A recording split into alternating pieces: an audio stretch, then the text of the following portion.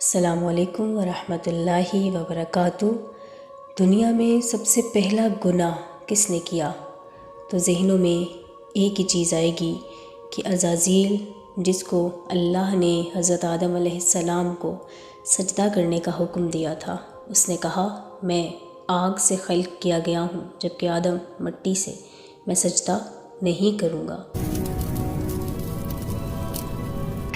یعنی کائنات کا بڑا گناہ غرور و تکبر تھا جس نے عزازیل کو ابلیس بنا دیا۔ لیکن اس کائنات میں، اس روئے زمین پر سب سے پہلا گناہ جس شخص نے کیا، اس کے بارے میں بہت کم لوگ واقف ہیں۔ دراصل حضرت آدم علیہ السلام اس دنیا میں تشریف لانے کے بعد آپ کے ایک بیٹے نے دوسرے بیٹے کو قتل کر کے تاریخ انسانی کا سب سے بڑا گناہ کیا۔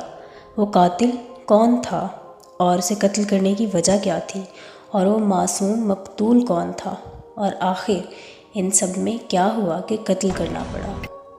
یہ اس وقت کی بات ہے جب روئے زمین پر زندگی کی ابتدا ہوئی تھی۔ حضرت آدم اور اماں حوا کو ایک ممنوع پھل کھانے کے لیے بطور سزا جنت سے دنیا میں بھیجا گیا تھا۔ آپ دونوں نے اللہ کی بارگاہ میں معافی مانگی۔ بخشش طلب کرنے کے بعد اس فانی دنیا میں سزا کاٹ رہے تھے کہ چند عرصے کے بعد اماں حوا کے بطن سے اولاد کی پیدائش ہوئی۔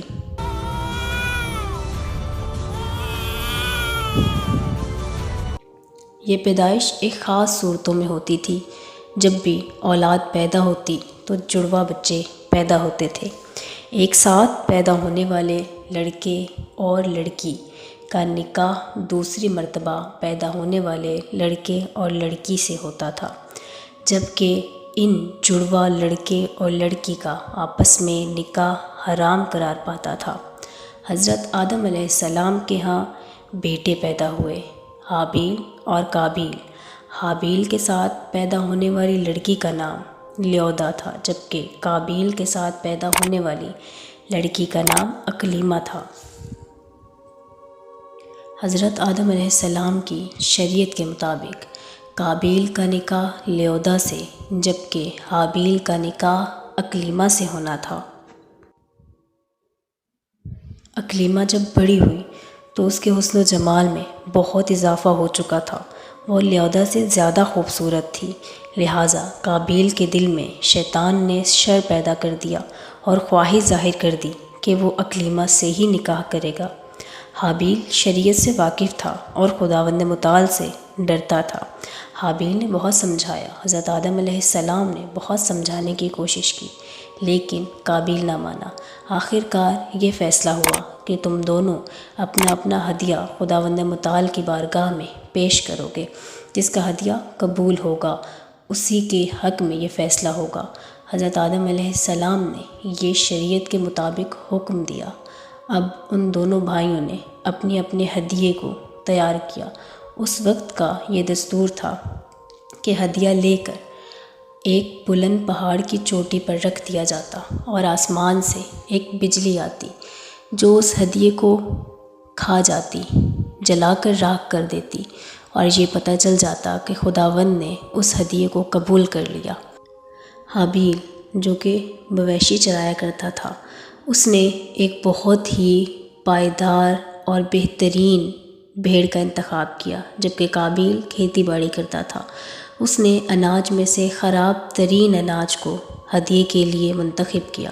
اس کی یہ سوچ تھی کہ آگ نے ویسے ہی ہدیے کو جلا دینا ہے تو صحیح اناج کو کیوں خراب کیا جائے، جبکہ حابیل جانتا تھا کہ خداوند متعال کے ہاں بہترین چیز کا ہدیہ پیش کیا جاتا ہے۔ اب وہ دونوں بھائی مل کر اپنے اپنے مویشیوں کو لے کر، اپنے اپنے ہدیوں کو لے کر پہاڑ کی چوٹی کی جانب بڑھے۔ دونوں بھائیوں نے اپنے اپنے ہدیے کو پہاڑ کی چوٹی پر رکھ دیا۔ ایک بہت ہی تیز بجلی آئی، اس نے حابیل کی نظر کو بھسم کر دیا۔ اس سے یہ معلوم ہوا کہ حابیل کا ہدیہ اللہ تعالیٰ نے قبول کر لیا ہے۔ قابیل یہ دیکھ کر بہت خوف زدہ ہوا اور اس کے دل میں حسد کی آگ جلنے لگی اور بہت ہی زیادہ غصے میں تھا کہ حابیل نے بہت سمجھایا کہ اگر تمہارے ہدیہ قبول نہیں ہوا تو تمہیں پرہیزگار بن جانا چاہیے، تمہیں نیک عمل کرنے چاہیے، لیکن اگر تم مجھے مارو گے بھی تو میں اس کے بدلے میں کچھ نہیں کہوں گا، کیونکہ میں جانتا ہوں یہ برا فعل ہے۔ لیکن قابیل پر کسی بات کا کوئی اثر نہ ہوا، وہ اسی حسد کی آگ میں جلتا رہا۔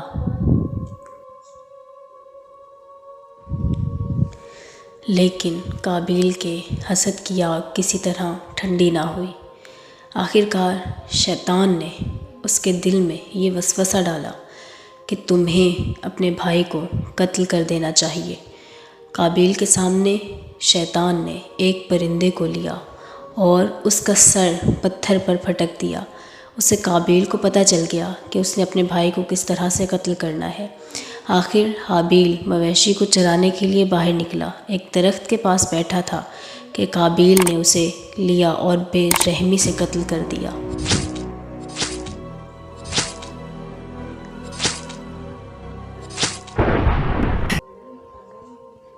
اب جب اس نے قتل کر دیا، اسے سمجھ نہیں آ رہی تھی کہ وہ اپنے بھائی کی لاش کو کہاں لے جائے۔ اس نے اپنے بھائی کی لاش کو اٹھایا، اور اگر وہ یہاں پر رکھتا تو اسے یہ ڈر تھا کہ تمام جانور اسے کھا جائیں گے۔ بھائی کی لاش کو اٹھایا اور اٹھا کر پھرتا رہا، یہاں تک کہ لاش میں سے بدبو آنے لگی۔ آخر وہ دیکھ رہا تھا 2 کوے بیٹھے تھے۔ اب ایک کوے نے دوسرے کوے کو مارا اور مار کر اسے زمین میں دفن کر دیا۔ اب قابیل یہ دیکھ رہا تھا اور افسوس کرنے لگا کہ میں تو اس کوے سے بھی زیادہ بدتر ہوں۔ اس نے بھی اپنے بھائی کی لاش کو زمین میں دفنا دیا۔ اسے پتہ چل گیا کہ کس طرح سے لاش کو دفنانا ہے۔ دفنا کر اس کے منہ پر اس طرح سے پھٹکار پڑی کہ قتل کرنے سے پہلے وہ بہت ہی خوبصورت ہوتا تھا، لیکن جیسے ہی قتل کیا پورا جسم اس کا سیاہ پڑ گیا۔ حضرت آدم علیہ السلام حابیل کو کئی روز تک ڈھونڈتے رہے۔ آخر جب قابیل ان کے پاس آیا تو حضرت آدم نے اسے اپنی بارگاہ سے دھتکار دیا۔ لوگوں سے پوچھا، لوگوں نے کہا حابیل کئی دنوں تک نظر نہیں آتا۔ اب قابیل وہ جگہ چھوڑ کر یمن کے علاقے میں عدن نامی بستی میں جا بسا، وہاں جا کر رہنے لگا۔ روایات میں ہے کہ حابیل کے قتل کے بعد کئی روز تک زمین پر زلزلہ آتا رہا۔ اب قابیل پہاڑوں میں جا بسا۔ شیطان وہاں پر پہنچا اور اس نے آ کر قابیل سے کہا، تمہیں پتہ ہے کہ اللہ نے اس کی حابیل کا ہدیہ کیوں قبول کیا؟ کیونکہ وہ آگ کی پرستش کرتا تھا۔ تم بھی آگ کی پوجا کرو۔ قابیل نے آگ کی پوجا کرنی شروع کر دی اور اسی کفر و شرک کی حالت میں اس دنیا سے چلا گیا۔ یہی واقعہ تورات میں بھی موجود ہے۔ تورات کی کتاب میں باب پیدائش میں یہ واقعہ نقل کیا گیا ہے۔ قائن اور حابیل کے نام سے یہ واقعہ موجود ہے۔ اس میں اس طرح سے لکھا جاتا ہے کہ اور پھر کچھ روز کے بعد یوں ہوا کہ قائن اپنے کھیت میں سے کچھ ہدیہ خداوند کے پاس لایا۔ اسی طرح سے حابیل بھی اپنے مویشیوں میں سے کچھ ہدیہ خداوند کے پاس لایا۔ خداوند نے حابیل کا ہدیہ قبول کر لیا، جبکہ قائن کا ہدیہ قبول نہ کیا۔ قائن بہت زیادہ غضبناک ہوا اور حسد کرنے لگا، اور پھر کچھ دنوں کے بعد یوں ہوا، قائن نے حابیل کو کھیت میں بلایا اور بے رحمی سے قتل کر دیا۔ اس قتل کی وجہ سے قائن کے منہ پر پھٹکار پڑی اور اس کا رنگ سیاہ ہو گیا۔ خداوند کی طرف سے آواز آئی کہ تم اس روئے زمین پر لعنتی ہو۔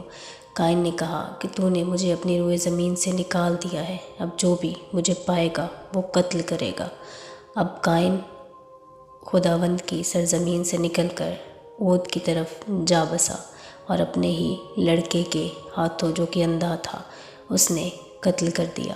رسول خدا صلی اللہ علیہ وآلہ وسلم نے فرمایا، جس کسی انسان کا خون بہایا جاتا ہے اس کی جواب دہی کا ایک حصہ قابیل کے حصے میں آتا ہے کہ جس نے انسان کشی کی اس دنیا میں بنیاد رکھی۔